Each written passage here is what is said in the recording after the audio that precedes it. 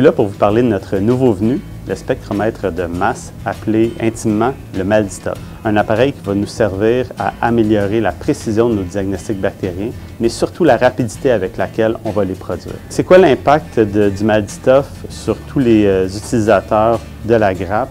Bien, principalement, c'est de permettre un diagnostic plus rapide entre le moment où le laboratoire reçoit le spécimen et le moment où on est capable de produire un résultat. Évidemment, plus cette fenêtre-là est courte, bien, plus ça permet aux cliniciens ou aux prescripteurs d'ajuster leur prescription spécifiquement pour la bactérie qui est identifiée. Quand on pense au MALDI-TOF, bien, on pense à être capable de produire des résultats en minutes, quand avant, pour une identification bactérienne normale, on parlait de 2 à 3 jours. Évidemment, ce bénéfice-là va se transmettre à tous les utilisateurs de la grappe. Donc, on est vraiment super excités à l'arrivée de cette nouvelle technologie dans notre laboratoire.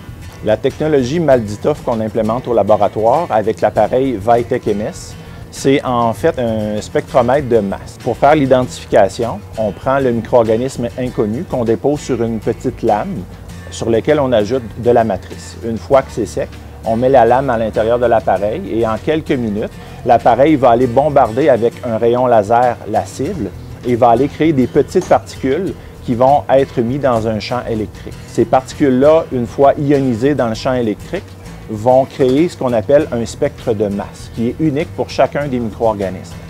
Une fois que le spectre de notre micro-organisme inconnu est effectué, l'appareil va aller comparer avec des micro-organismes connus dans la banque de données pour donner l'identification. Avec les techniques actuelles, identifier un micro-organisme, ça prend environ 24 à 72 heures.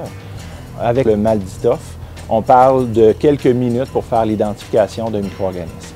Nous avons reçu l'appareil au mois de juin. Nous avons fait 220 souches que nous avons validées pour ensuite passer 200 souches inconnues que nous devions identifier pour être sûr que l'appareil donnait les bons résultats.